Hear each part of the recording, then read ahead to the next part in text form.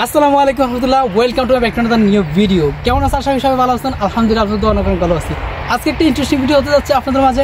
আমি আছি মোহাম্মদ সালাম নর্থ সাইপ্রাস থেকে। আজকে একটা যে সাইপ্রাসের মাটিতে যারা উন্নতি বা যে ডেভেলপ করতেছে এই দেশটা নিয়ে একটু আলোচনা করব। তো আজকে কোন কোন জায়গা থেকে ডেভেলপ করতেছে বা উন্নতি হচ্ছে এই বিস্তারিত দেখতে আমার চ্যানেলটা সাবস্ক্রাইব করা এবং সাথে থাকুন আর ভিডিওটা উপভোগ করুন। Let's go. তো শুরুতে বলে রাখি যে আজকের ভিডিওটা একটু ইন্টারেস্টিং হতে যাচ্ছে আর একটু লম্বা হতে যাচ্ছে। তো দেরি না করে আমার ভিডিওটা একটু ফলো করুন আর কেমন হয় আর মতামত জানান। আর কোন কোন জায়গা থেকে আমার ভিডিওগুলো দেখেন আবার কমেন্ট করে জানান যে কোন কোন জায়গা থেকে আমার ভিডিওগুলো দেখেন বা উপভোগ করেন। তো জানি না কার কাছে কেমন লাগে আমার ভিডিওগুলো, সাইপ্রাসের ভিডিওগুলো। তো প্রত্যেকটা ভিডিও যে ভালোভাবে করার চেষ্টা করি, জানি না কতটুকু ভালো হয় বা খারাপ হয়। অনেকে অনেক রকম মন্তব্য করে কাজ নিয়ে, এই সেই নিয়ে। যাই হোক, সব কিছু তো দিতে পারি না, মাঝে মধ্যে দেবো আস্তে আস্তে। তো এটা হচ্ছে আমার যে আমি একটা কোম্পানিতে কাজ করি, এটা মেইন কোম্পানি। এই যে আমি যে কোম্পানিতে কাজ করি এটা যে সিজার ব্লুতে। বর্তমানে এখানে প্রায় কাজ রানিংয়ে আছে আর অনেকগুলো কাজ প্রায় বন্ধ অবস্থায় রয়ে গেছে একটু সমস্যার কারণে। আর এটা হচ্ছে যে নতুন সাইট যেটা প্রথমে শুরু হয়েছিল, ওইখানে পিছন দিক থেকে প্রথমে দেখাচ্ছিলাম এটা হচ্ছে নতুন যে সামনের সাইডটা আর এখানে প্রত্যেকটা জায়গাতে গাড়ি, বিল্ডিং, বিলাগুলো আর একটা অ্যাপার্টমেন্টের দাম পড়বে বাংলা টাকা যদি হিসাব করি 80 লক্ষ টাকা, 80 থেকে 70 লক্ষ টাকা বা 60 লক্ষ টাকা। ভালো একটা রুম অ্যাপার্টমেন্ট, এখানে প্রচুর পরিমাণ দাম। আর সাথে দেখতে পাচ্ছি সুইমিং পুল হইতে বা পার্ক হইতে সব কিছু মানে চালু আছে নিজের জন্য চাইলে সরবরাহ করতে। আর এটা হচ্ছে একটা কোম্পানি যেটা মেন প্রজেক্টে চালু হয়েছিল। ওই কোম্পানিতে আমি আসছিলাম এখানে যে স্যালারি আসার জন্য। তখন ওই ভিডিওটি একটু মেক করছিলাম যাতে আমি এখানে আপলোড দিতে পারি। তো দেখতে পাচ্ছেন এগুলো যতগুলো বিল্ডিং দেখতেছেন, এগুলো হচ্ছে আমাদের কোম্পানি, আমি যে কোম্পানিতে কাজ করি ওই কোম্পানির বিল্ডিংগুলো। আর সাধারণত যে সাইপ্রাসের ভিতরে বেশিরভাগ কোম্পানি আপনার যে এই ইনভেস্ট করে, এই টাকা দিয়ে হেরা চলাফেরা করে। বর্তমানে যে সাইপ্রাসে এত পরিমাণ কোম্পানি বাইরে মানে বাড়তেছে দিন দিন, যে বলার বাইরে। সব থেকে মানে আর্নস হয় এই মানে ট্যুরিস্টের অ্যাপার্টমেন্ট থেকে বা যারা এখানে থাকে ঘোরার জন্য, এখান থেকে আর্ন হয় বেশিরভাগ 90 থেকে আপনার ধরেন 50%, 60% ধরনের আপনার অর্থনৈতিক দাঁড় করা এই কোম্পানিগুলোয়। বিভিন্ন কোম্পানি আছে, সিসার আছে, কনকর্ড আছে, তারপর নয়ানলার আছে, প্রভিশন আছে, বিভিন্ন কোম্পানি। আর যে বিল্ডিংটা দেখতে এটা হচ্ছে একটা নয়ানলার কোম্পানি, যেটা আমাদের কোম্পানির সাথে গায়ে ঘেসে চাইতেছে। এটা কোম্পানিটা খারাপ না, অনেক ভালো একটা কোম্পানি। কিন্তু কথা হয়েছে যে কারো ভালো কেউ দেখতেছে না, ওই কারণে কোম্পানির এই পাশটা হচ্ছে আমাদের কোম্পানি, ওই পাশটা হচ্ছে ওদের কোম্পানি।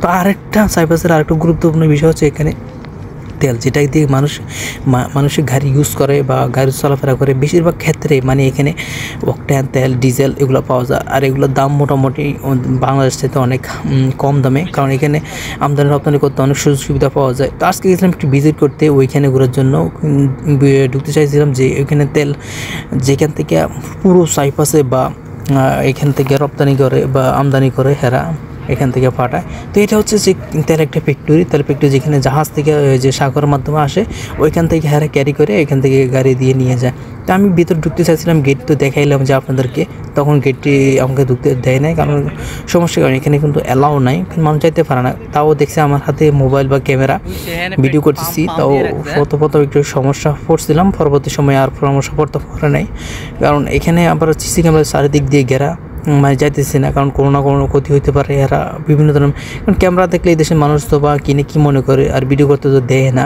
তো দেখতে পাচ্ছেন আমি ওইখানে যে বড় বড়গুলো ডামগুলো যে তেলের, এগুলো।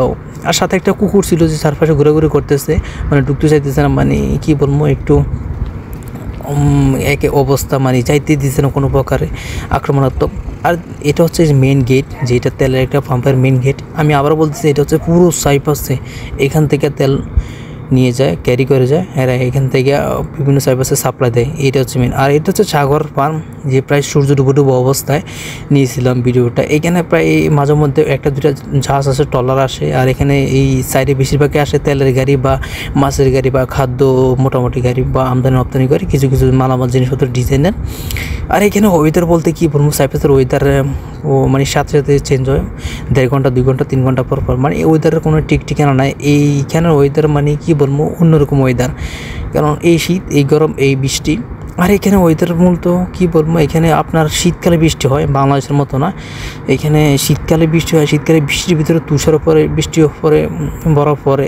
আর সবচেয়ে ইন্টারেস্টিং বিষয় হচ্ছে এখানে এসে যে একটা দ্বীপের চারিদিকে যে একটা ভালুর বা একটা শহর থাকে, ওই যে শহরের সাইডে সাইডে অনেকে টুরিস্টরা মূলত এখানে ভিজিট করতে আসে, যে এখানে ঘোরার জন্য বা এখানে রোদের ফিল নেওয়ার জন্য এখানে বসে থাকে, বা দেখতে পর্যটক অনেক সুযোগ সুবিধা থাকে এখানে ঘোরার জন্য, খাওয়া দাওয়া বা এখানে রোদ প্লেস অনেক রকম মানে উন্মোচন করে হেরার কাছে।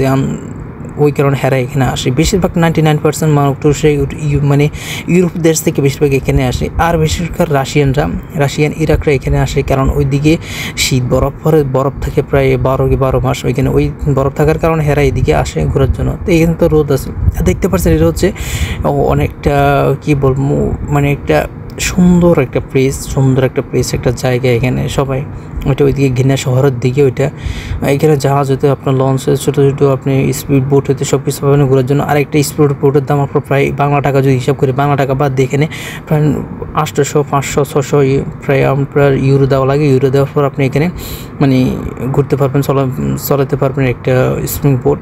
এখানে ড্রাইভিংও আছে। আর তাছাড়া হচ্ছে এখানে ফেলিং করতে এরা বেশিরভাগ পছন্দ করে, এখানে প্যারাসেলিং করতে অনেক ভালোবাসে। এখানে প্যারাসেলিং আছে, কম তেমনটা নাই। আর এখানে আছে বলতে পুরোনো ব্রিটিশরা যেখানে শাসন করছিল, তখন করার আগে এখানে ঘরবাড়ি ছিল, তখন এটা বা নষ্ট হয়ে গেছে যুদ্ধের আগ থেকে। যুদ্ধের পরে এখানে মূলত 1982 সালে যুদ্ধ হয়েছিল, তখন সাইপ্রাস মতো একটা দেশ ছিল, এখানে বিভক্ত হওয়ার কারণে এখান থেকে মানুষগুলো চলে গেছে। তো এই আগের পুরোনো ঘরবাড়িগুলো এখানে আপাতত এখানেও পড়ে রয়েছে, এখানে কোনো লোকটুক নাই, তবে এমনি টুরিস্ট আসে এখানে ঘোরার জন্য। তো এটা হচ্ছে দৃশ্যপট। আর সবচেয়ে ইন্টারেস্টিং বিষয় এটা হচ্ছে দ্বীপের চারিদিকে বিভিন্ন কোম্পানিরা এখানে মানে ঘোরার জন্য হোটেল, তারপর রেস্টুরেন্ট বা বিভিন্ন স্প্রিং বোট, তারপর প্যারাসেলিং বিভিন্ন রাখে এখানে টুরিস্টের জন্য। আর এখানে বলতে গেলে সাইপ্রাসের অন্যতম আরেকটা ইন্টারেস্টিং হচ্ছে এখানে মদ, যেটা অ্যাভেলেবেল বা অনেক সবচেয়ে পৃথিবী সবচেয়ে আপনি যদি পুরাতন যদি মদ বা বিয়ার এই দিকে পাওয়া যায়, তাহলে সবচেয়ে আপনি সাইপ্রাসের ভিতরে পাবেন।